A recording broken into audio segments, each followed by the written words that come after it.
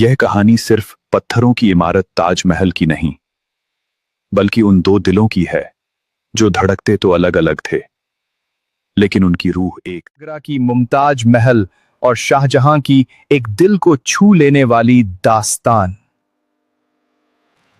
संगमरमर में कैद एक आंसू। साल 1621 का समय था। मुगल सल्तनत अपनी शान और शौकत की बुलंदियों पर थी।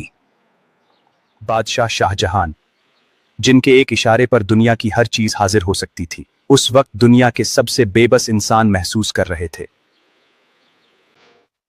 आगरा से मीलों दूर बुरहानपुर के शाही खेमे में सन्नाटा पसरा हुआ था। हिंदुस्तान, अर्जुमंद बानो बेगम, जिन्हें दुनिया मुमताज महल के नाम से जानती थी, अपने 14वें बच्चे को जन्म देते समय जीवन और मृत्यु के बीच झूल रही थी। मुमताज सिर्फ शाहजहां की बेगम नहीं थी, वह उनकी रूह, उनकी दोस्त और उनकी सबसे बड़ी ताकत। अपने पिता से बगावत कर जंगलों में भटक रहे थे, तब महलों के सुख छोड़कर मुमताज ने कांटों भरा रास्ता चुना था। हर जंग, हर सफर में उनके साए की तरह साथ रहती थीं।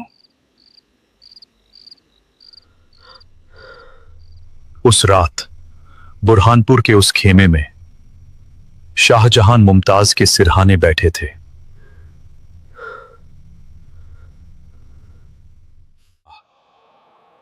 जिसकी तलवार की खनक से दुश्मन कांपते थे, आज बच्चों की तरह रो रहा था।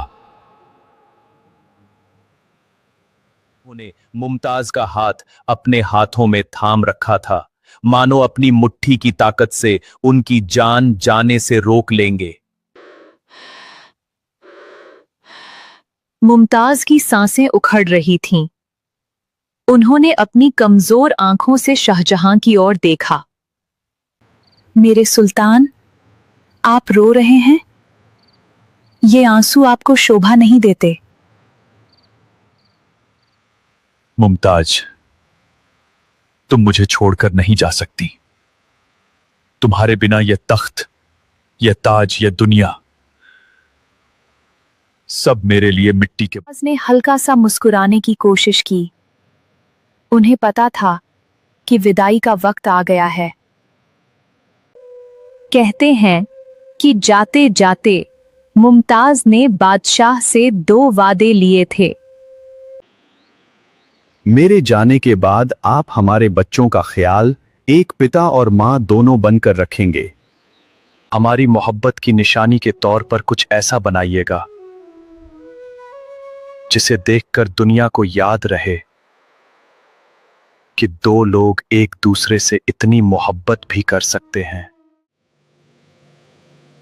मैं वादा करता हूं मुमताज,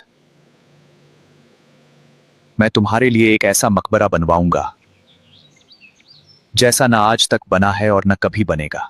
और कुछ ही पलों बाद मुमताज का हाथ बादशाह के हाथों में ठंडा पड़ गया। वह चिराग बुझ गया जिसने शाहजहां की दुनिया रोशन कर रखी थी।